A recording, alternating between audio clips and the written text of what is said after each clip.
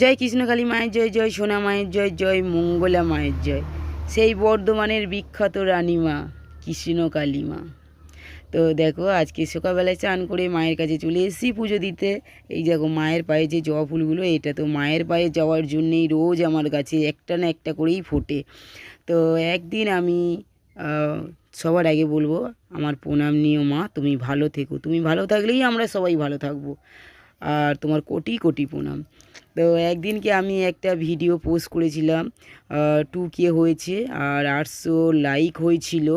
তো এক দিদিভাই আমাকে কমেন্ট করেছিল যে মাকে তুমি ইউটিউবে থেকে জব করে তোমার ভালো হয়ে গেছে, তো মা আমাদের কেন ডাকে না, মানে দেখে না।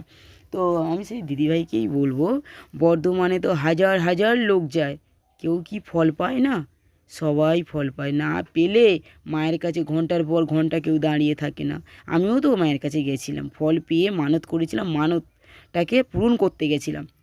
তো দেখো বিনা স্বার্থেও মাকে ভালোবাসা যায়। শুধু মা দিলেই মায়ের কাছে যাব না, তো যাব না, এটা হয় না। বিনা স্বার্থে মাকে ভালোবেসে দেখো না, মা অবশ্যই তোমার দিকে তাকাবে।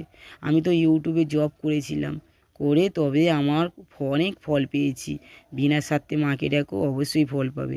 শুধু ফল মিষ্টি দিলে মায়ের কিন্তু ডাকা যায় না, ভক্তি দিয়ে মাকে ডাকো, অবশ্যই তোমরা ফল পাবে।